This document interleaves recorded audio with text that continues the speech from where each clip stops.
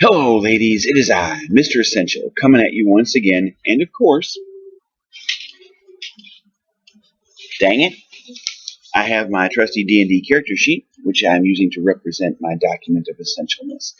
And tonight, I'm gonna continue on with my promise I made to young Morgan D in the American South, asking why she and her very essential family are not getting to the essentially large pay window.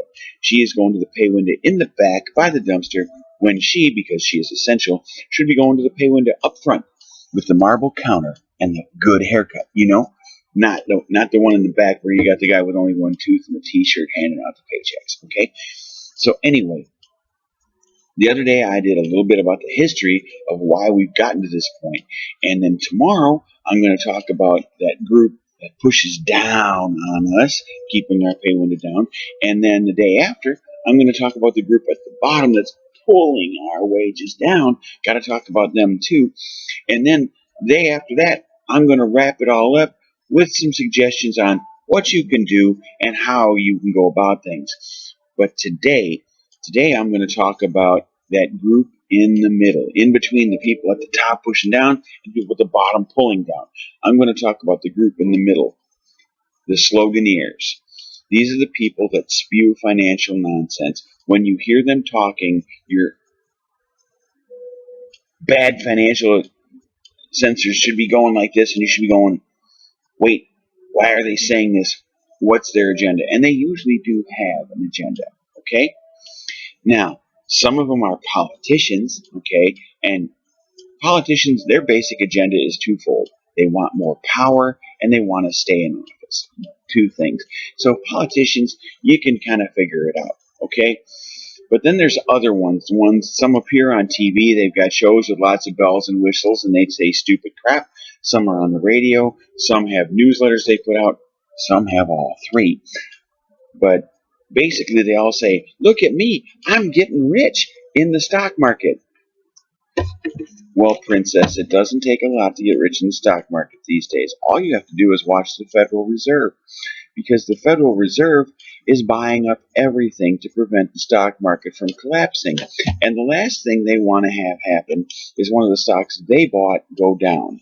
So you look today at what the Federal Reserve bought yesterday, you buy that, because you know in the future they're going to buy more of it to keep the price up. Only thing is you got to be ready to cut the cake, drop the puck, because at some point they're not going to be able to buy anything else. And when that happens, all hell breaks loose. But in the meantime, I want to talk about this mendacious group in the middle, the one I call the sloganeers. These are carnival barkers, hucksters. Basically, what they say is a lot of claptrap. So I'm going to talk about a few examples of their claptrap, some logical fallacies that they put out there, and some terms. And the first term, I'm going to start right off being controversial. The first term is bailout. Now, we have provisions in the Constitution for bankruptcies. Corporations should not be bailed out. Corporations shouldn't be allowed to go bankrupt. People say, oh my God, it's going to screw their pension fund. Not if the person running their pension fund is a fiduciary and doing their job. Their pension fund will take a hit because they will have to have some of their own stock in the pension fund, but that pension fund should be diversified to some of their competitors, some other industry sectors.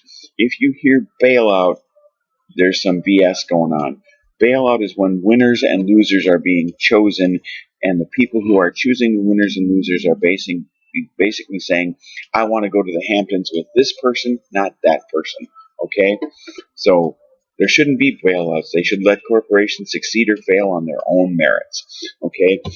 And then a logical fallacy, okay? And that is, where'd it go? I got notes here, see? And, the zero-sum game.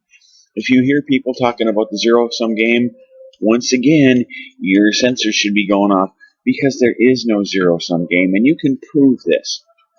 All you have to do is read the writings of any reasonable economist from the past, like Adam Smith or Ibn Khaldun, or you can just read our Constitution.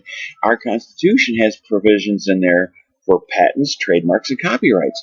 Why would the Founding Fathers put those in there unless they understood that A, our economy was dynamic and constantly changing and it wasn't a zero-sum game. And B, they wanted to protect the people that came up with I can talk, came up with creative ideas to move the economy along. So there is no such thing as a zero-sum game. Put that out of your head. Okay. The next thing here is, oh yes, economic planning. If you recall from a previous episode, John's rule number one, it states most plans are bad. Okay? So if you have economists making a plan, especially those economists that don't have anything to lose if their plan goes sour, you're due for a bad plan. The economy, strangely enough, will plan itself. Here's an example. The iPhone didn't exist. And then all of a sudden it did. And suddenly there were groups of people that came along and said, hey, I can help the iPhone along by making these parts and shipping them to them. I can help by shipping the iPhone to these places. And then there were other groups that came up with ancillary things like places to put videos. And they expanded on other concepts. So there's no need for an economic plan because the the motivation, I mean, from that old movie Wall Street, greed is good, because there will be people that say, hey, I can do this and make some money on the side without hurting anybody else. So they jump into the fray. The economy will plan itself. It will, I mean, it's chaotic, but it works. Okay? All right. And then, let's see, what's the next thing on here? Zero sum game, economic planning. Oh, yeah, the broken window theory. You'll hear people talking about the broken window theory, where, oh, this broken window stimulates some economic activity. It does in the short run. The most vile episode of this I can think of is back after the 9/11 attacks, when people were saying, and they will legitimately believe this, that, oh, as we rebuild from these attacks, it'll stimulate the economy to get us out of a recession. What the hell are you talking about? Thousands of people were murdered. Buildings were collapsed. Industries were ruined. And you're thinking, oh, the recovery from this will spur us out of a recession? The resources, the talent, the money, the time that went into rebuilding that could have just been put into the economy directly without the 9/11 attacks. And eventually the economy would have rebounded. To take this to its logical extreme, people said, oh, World War II got us out of the Depression. No, it didn't. Eisenhower's deregulation after World War II did it. But all World War II did was put a drain on the economy. Money, treasure, time, effort, and creativity that could have been directed at improving the human condition were instead directed at making things to kill our fellow man. War, no war, has ever been a boon to the economy. Okay? Oh, yes. Laissez-faire. Corporate leaders want a free and open market. No, they don't. Don't kid yourself. They don't. If they did, they would look at this Rona crisis as an opportunity to make something happen. Instead, they're all got their hands out saying, gimme, gimme, gimme. They're asking for bailout, that evil term I used at the beginning. And the sloganeers and the hucksters and the carnival barkers are out there saying, oh, yes, these bailouts are a good idea. No, they're not. And they're saying, we need a free market economy. No business leader wants a free market economy. They want government support. Think this one through for yourselves, and you'll prove it to yourself that it's true. No monopoly can exist without the government suppressing competitors. All right? And what do we got last? Oh, yeah, the last thing I'm going to cover, and then I'm going to put a bow on it for tonight, is when you hear people say, that's work Americans won't do. That's an incomplete sentence.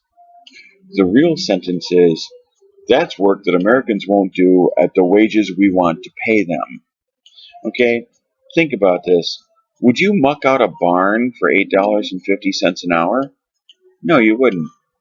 But you might consider it at $28.50 an hour. You might say to yourself, huh, $28.50 an hour, that's basically 50 cents a minute. You might consider doing it. Maybe you wouldn't. But There are people that have jobs that they're paid, $9, $10 an hour. If someone came to them and said, "Would you muck out this barn for $28.50 an hour?" They'd be going, "That's a raise. That's triple my income." They would take it in a minute. Okay.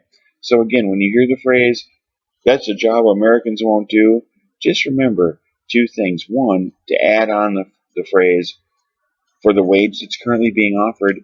And two, ask yourself, why is this person saying this? What is their ulterior motive? Whenever you hear one of these sloganeers or carnival barkers spewing one of those fallacies about the economy, ask yourself, why are they saying this? How is it benefiting them? Because that's why they're saying it, for their own benefit. Anyway, that's enough for tonight. Like I said, now tomorrow I'm going to talk about the people that push wages down. And in the meantime, ladies, if you're looking for someone with a pretty big brain, my brain's not as big as the economy, but it's pretty big, but who might have a few character flaws, just drop me an email at themressential@gmail.com. And for those of you out there, remember, eat a good diet, get your zinc, get your vitamin C, and get your quinine, so that you can have a little bit of protection against the Rona. Remember, zinc and then screwdriver, gin and tonic, screwdriver, gin and tonic, screwdriver, gin and tonic. Oh, it's time to go. Later, bye.